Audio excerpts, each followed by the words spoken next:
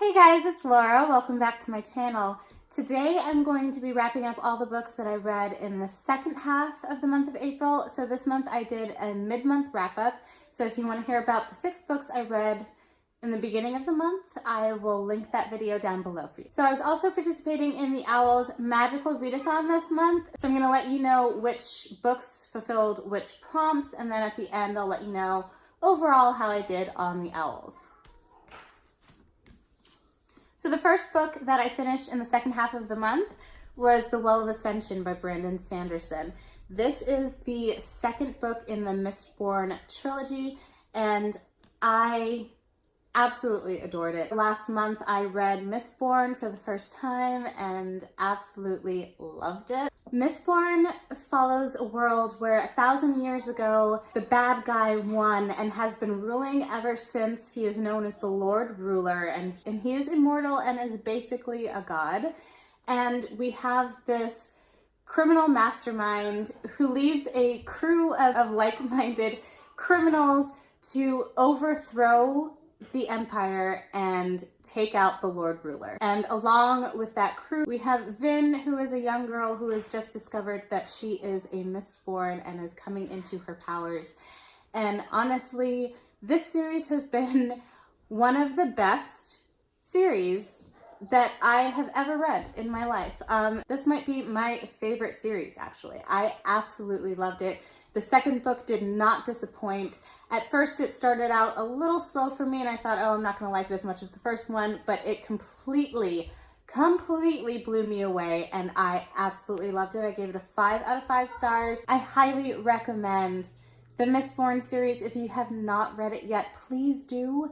It is so good, and I really enjoyed this book because we got to see a lot of Vin's characterization and kind of her development as a character as she has become more secure in her power and kind of dealing with her insecurities of being afraid of where this power is going to take her. And I absolutely love Vin so much. She is one of my all-time favorite characters now. I loved the direction that this book went in, and the ending had me completely reeling, and I cannot wait to pick up the third book in the series. I love it so much. This book I read for the Owl History of Magic, which was to read a book written over 10 years ago, and this fit the prompt. And like I said, 5 out of 5 stars. Highly recommend this series. I cannot wait to finish it off and to read everything that Brandon Sanderson has to offer. The next book I picked up was Renegades by Marissa Meyer. This was for the Owl Defense Against the Dark Arts, which was to read a book that starts with the letter R. I really enjoyed this, guys. So I gave this a 4 out of 5 stars, and the more I think about it, the more I kind of want to give it a 5 stars.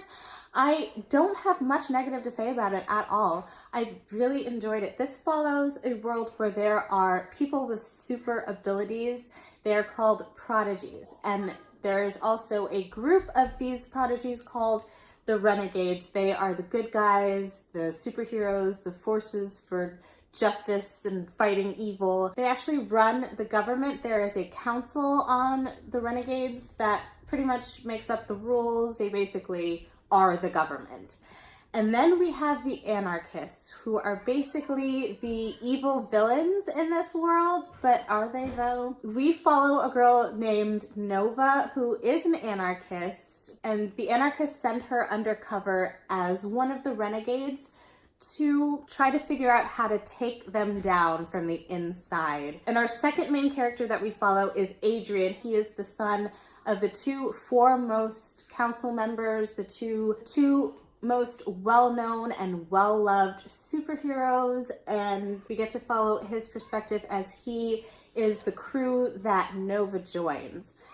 And I absolutely loved Nova as a character. I loved Adrian as a character. One of the things I love about stories about superheroes is that we get this discussion on morality and what is good and what is evil and what is right and who gets to set the rules for what is right and what is wrong. And we did get that in this, except not to the depth and complexity that I would have liked, but it was still an incredibly enjoyable read. I loved the powers that they have in here. So Nova, and her power is that when she touches someone, she puts them to sleep. Adrian, who is known as Sketch, his ability is to bring to life anything that he draws. And the way he uses his powers in this book was so much more than I had envisioned when I first learned about his powers. So I really enjoyed all of that, the aspects of his powers, her powers, the battles in here. They were great. There was never a dull moment. This for me was action-packed and very exciting all throughout, and I thoroughly enjoyed it. Like I said, I gave it a 4 out of 5 stars. It's more of like a 4.5, but I don't really give out half stars. So 4 stars. I cannot wait to continue in the series and read Arch Enemies. I have a feeling that I'm gonna like that one even more. So I'm so glad that I finally read this. It's been on my shelf for a while, and I really enjoyed it. I highly recommend. The next book I picked up was another one that I really enjoyed, and that is Truly Devious by Maureen Johnson. This I read for the Owl Herbology, which was to read a book with a plant on the cover, which this does have. So in this, we're following Stevie Bell, who is a true crime aficionado and wants to one day become an FBI agent.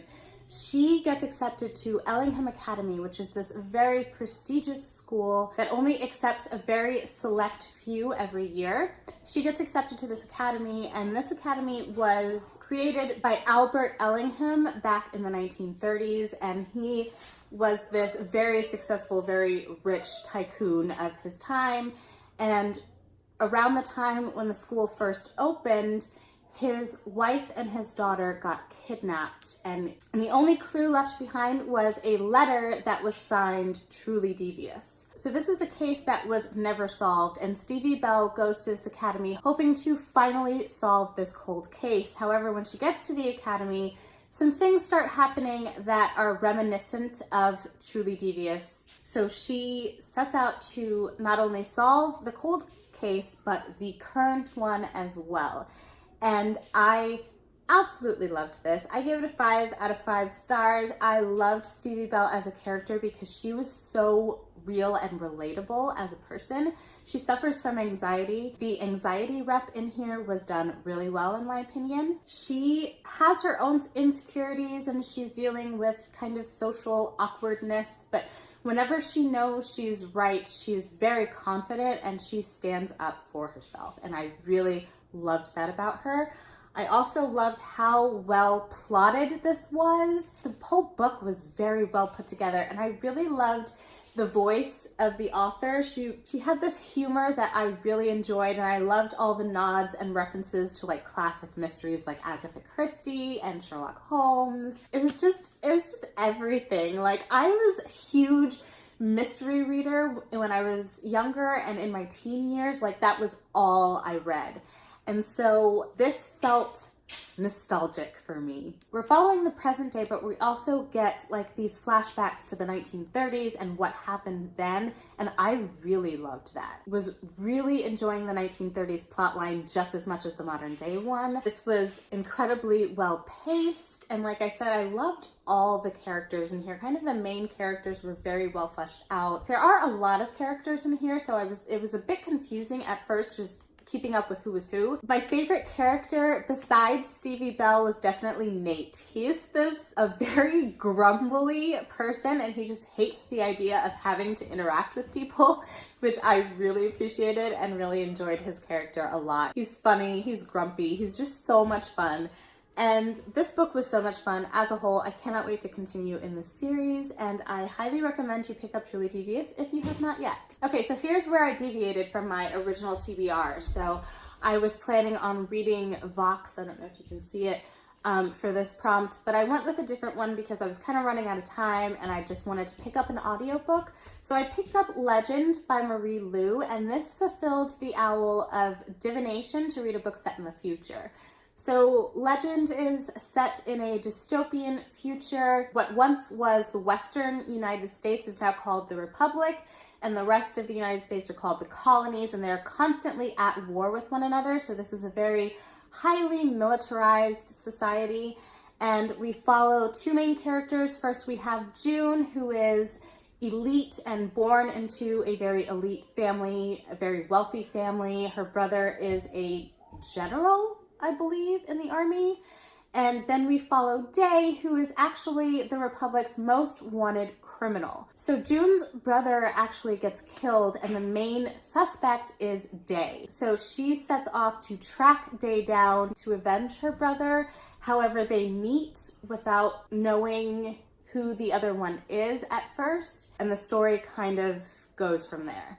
So this was actually a big disappointment for me, and I feel like I'm the odd one out. I feel like I have an unpopular opinion because this book is very highly rated on Goodreads, and kind of everyone that I follow on Goodreads has read it has given it a 4 or 5 stars. However, I gave it a 2-star.